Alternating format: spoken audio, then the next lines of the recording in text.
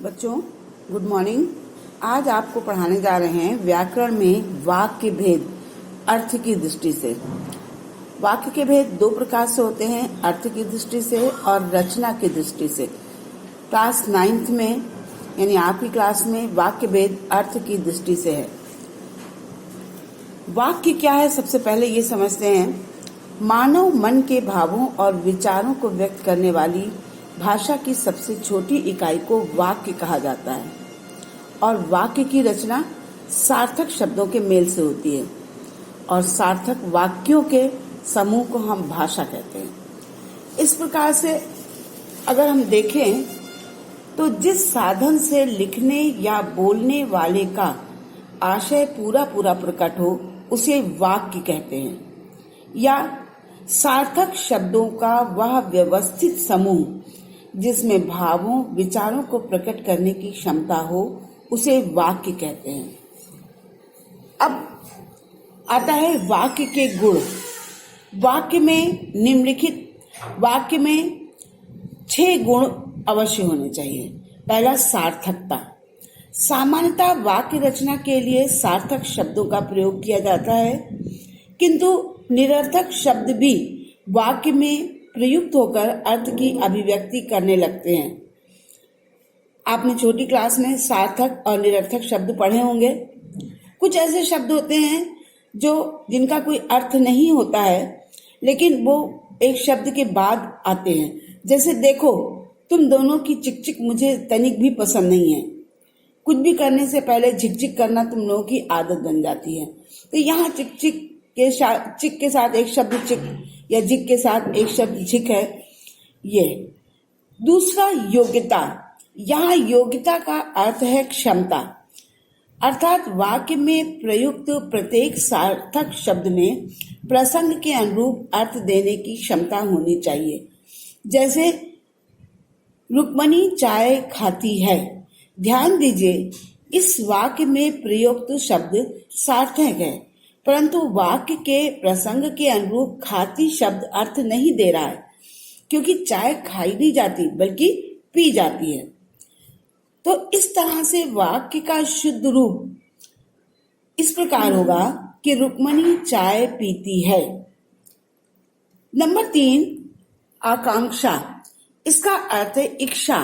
वाक्य में आकांक्षा या इच्छा नहीं होनी चाहिए, अर्थात वाक्य पूरा होना चाहिए। इसमें शब्द पूरे होने चाहिए जिससे अर्थ की अभिव्यक्ति पूर्ण हो सके। जैसे स्वेटर बुनती है, हिंदी पढ़ाते हैं, किसान फसल रहा है। इन वाक्यों से अर्थ की पूर्ण अभिव्यक्ति पाने के लिए पहले 2 वाक्यों में कर्ता तथा अंतिम वाक्य में क्रिया की आकांक्षा है। स्वेटर बुनती है, ये अपने आप में एक अपूर्ण है। इसमें आवश्यकता है, आकांक्षा है, इच्छा है एक कर्ता की। तो इसको हम यूं कहेंगे, सुमन स्वेटर बुनती है। हिंदी पढ़ाते हैं, अपूर्ण है। अध्यापक हिंदी पढ़ाते हैं। या किसान फसल रहा है, नहीं, किसान फसल काट रहा है। निकटता या सन्निधि। सन्निधि यानी समीपता, निकटता यानी पास। लिखते या बोलते समय वाक्य में प्रयोग किए जाने वाले शब्दों में परस्पर निकटता होना आवश्यक है। इसके साथ ही विराम चिन्हों का प्रयोग यथास्थान अवश्य किया जाना चाहिए, क्योंकि रुक कर बोले गए शब्दों से हमें अभीष्ट अर्थ यानी मनचाहे अर्थ की प्राप्ति नहीं होती। अगर ऐसे बोले, वह मजदूर कौमा जो कल नहीं आया था कौमा बीमार पड़ गया है। इस तरह से शब्द जो है वो अलग अलग नहीं बल्कि पास में, वो मजदूर जो कल आया था कौमा बीमार पड़ गया। पदक्रम। पदक्रम यानी वाक्यों में शब्दों को एक निश्चित क्रम में प्रयोग किया जाना ही पदक्रम कहलाता है। अगर इसका क्रम भंग हो गया तो अर्थ का अनर्थ हो जाता है। जैसे घास में मैदान पशु चर रहे हैं, खरगोश को काटकर गाजर खिलाओ। इन वाक्यों से कोई निश्चित अर्थ स्पष्ट नहीं हो पा रहा है। इसका कारण है वाक्य में प्रयुक्त शब्दों में क्रम का अभाव। यहाँ पे होना चाहिए, मैदान में पशु घास चर रहे हैं और घास काट कर खरगोश को खिलाओ। नंबर 6, अन्वय। अन्वय का अर्थ है, शाब्दिक अर्थ है मेल, अर्थात वाक्य में प्रयुक्त कर्ता, काल, वचन, लिंग, कारक आदि का क्रिया के साथ अनुकरणात्मक मेल होना चाहिए। इसके बिना वाक्य में निहित अर्थ प्रकट नहीं हो पाता। जैसे गीतिका की बहन किताब पढ़ता है, रोहन कल विद्यालय जाता है। इसका शुद्ध रूप क्या होगा? गीतिका की बहन किताब पढ़ती है, रोहन कल विद्यालय गया था। ये भूतकाल में हो जाएगा। तो आपने देखा कि इस तरह से वाक्य के जो गुण होने चाहिए, जो हम वाक्य बनाते हैं, उनमें इन 6 चीजों का होना आवश्यक है। नंबर 1 सार्थकता, नंबर 2 योग्यता, नंबर 3 आकांक्षा, नंबर 4 निकटता, नंबर 5 पदक्रम और नंबर 6 अन्वय। अब आते हैं आपके वाक्य के भेद की ओर। वाक्य अनेक प्रकार के होते हैं। इनके भेदों का निर्धारण मुख्य रूप से 2 आधारों पर किया जाता है। इससे पूर्व मैं आपको बता चुकी हूँ कि वाक्य के भेद का निर्धारण 2 प्रकार से किया गया है। एक अर्थ के आधार पर वाक्य भेद और दूसरा रचना के आधार पर वाक्य भेद। अर्थ के आधार पर वाक्य भेद, वाक्य से किस प्रकार के अर्थ का बोध हो रहा है, यानी पता चल रहा है, उसके आधार पर जब वाक्यों को वर्गीकृत किया जाता है, यानी डिस्ट्रीब्यूट किया जाता है, बांटा जाता है, तो उसे अर्थ के आधार पर वाक्य भेद कहते हैं। इसके अंतर्गत वाक्यों को 8 भागों में बांटा गया है। नंबर 1 विधानवाचक वाक्य। जिन वाक्य से कार्य होने की निश्चित सूचना मिलती है उसे विधानवाचक कहते हैं। इसे हम सकारात्मक वाक्य भी कहते हैं, सरल वाक्य भी कहते हैं। इस प्रकार वाक्य के वाक्यों में कही गई बात को ज्यों का त्यों स्वीकार कर लिया जाता है, चाहे वो सत्य हो या असत्य। जैसे प्रभात प्रतिदिन विद्यालय जाता है, बहुत से अधिकारी ईमानदार होते हैं, 4 दिन से लगातार वर्षा हो रही है। नंबर 2 निषेधवाचक वाक्य। जिस वाक्य से काम ना करने या ना होने का भाव हो प्रकट होता है उसे निषेधवाचक वाक्य कहते हैं। इन वाक्यों में नहीं, मत या ना लगा रहता है। इनको नकारात्मक वाक्य के नाम से भी जाना जाता है। जैसे प्रभात प्रतिदिन विद्यालय नहीं जाता है, बहुत से अधिकारी ईमानदार नहीं होते हैं। प्रश्नवाचक वाक्य। नंबर 3 प्रश्नवाचक वाक्य। जिस वाक्य के माध्यम से कुछ पूछा जाए तथा जिसके मूल में जिज्ञासा का भाव रहता है उसे प्रश्नवाचक वाक्य कहते हैं। इसमें क्या, कब, कहाँ, कैसे, कौन, किसका, किसकी, किनका, ये प्रश्नवाचक शब्दों का प्रयोग प्रश्न पूछने के लिए किया जाता है। इसमें एक ध्यान देने योग्य बात है कि यदि हम प्रश्नवाचक वाक्य बना रहे हैं तो उसके अंत में प्रश्नवाचक चिन्ह का प्रयोग अवश्य करना चाहिए, अन्यथा हमारा वाक्य गलत हो जाता है। नंबर 4 आज्ञावाचक वाक्य। जिस वाक्य से आज्ञा या अनुमति देने अथवा लेने का भाव प्रकट होता है उसे आज्ञावाचक वाक्य कहते हैं। ऐसे वाक्यों को विधिवाचक वाक्य भी कहा जाता है।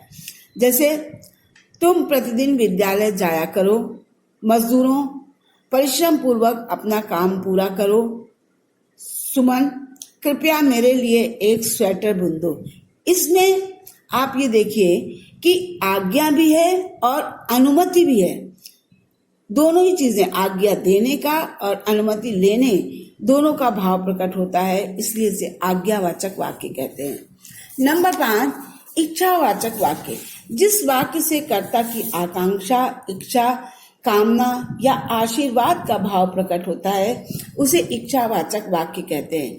जैसे ईश्वर करे आपकी यात्रा मंगलमय हो, आपको 9 वर्ष की बहुत बहुत बधाइयां, हम दोनों की इच्छा है कि हम साथ साथ रहें, आदि। विस्मय आदि वाचक वाक्य। जिस वाक्य में विस्मय, भय, हर्ष, दुख, शोक, घृणा आदि का भाव होता है उसे विस्मयादि वाचक वाक्य कहते हैं। इसका दूसरा नाम उद्गार वाचक वाक्य भी है, क्योंकि इस प्रकार के वाक्यों के अंत में विस्मयवाचक चिन्ह लगा होता है। उसकी पहचान आहा, ओ, आ, छी, वाह, अरे जैसे देख करके की जा सकती है। जैसे अरे ये सुंदर स्वेटर तुमने बुना है, वाह डेविड मिलर ने क्या शानदार बल्लेबाजी की है, हाय चोरों ने सारा माल साफ कर दिया, अफसोस गोदाम में लगी आग से सारा सामान जलकर राख हो गया।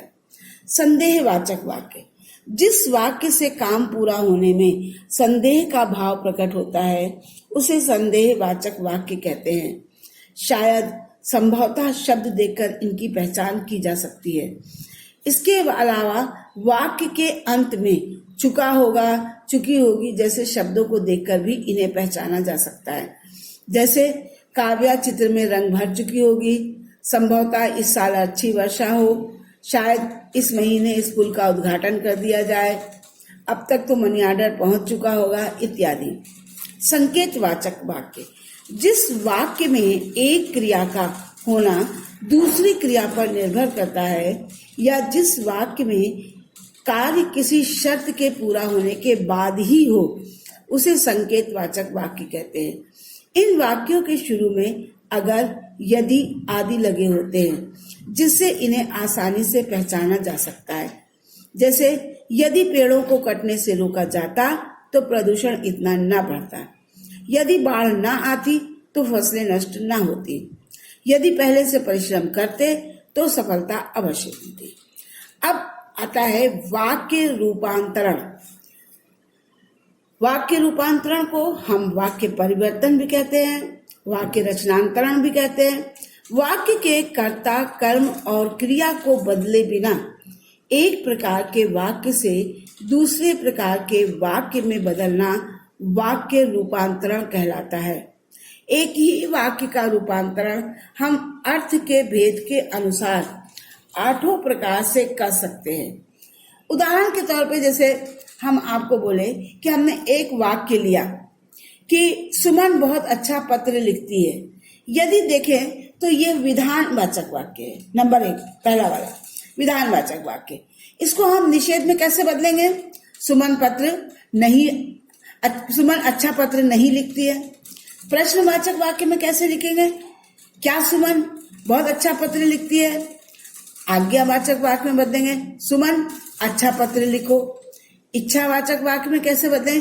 काश सुमन अच्छा पत्र लिख पाती।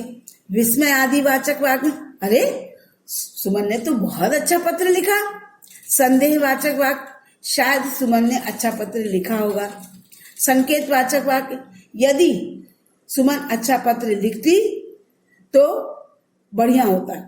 तो इस तरह से हमने देखा कि एक ही वाक्य को हम 8 प्रकार से उसका परिवर्तन कर सकते हैं। उम्मीद है ये चीजें आपको समझ में आई होंगी। यदि समझ में ना आए तो आप लोग पूछ सकते हैं। और आप लोगों में से कोई भी बच्चा ना तो कॉपी भेज रहा है, एक यश ने भेजी थी, बाकी लिख करके आंसर कोई नहीं भेज रहा है। दूसरी बात, यदि आप लोगों में से किसी के पास पुस्तक ना हो तो आप लोग बताया कीजिए, तो कम से कम इसका हम फोटो पिक भेज दें ताकि आप लोग इसे अपनी व्याकरण की कॉपी में लिख लें। और यदि व्याकरण की कॉपी उपलब्ध नहीं है तो किसी भी कॉपी में लिख लें। ये इसमें हम निम्नलिखित वाक्यों को अर्थ के आधार पर भेद लिखने के लिए दे रहे हैं। आप इसको पढ़िए, समझिए, उसका भेद लिख करके हमें भेजिएगा।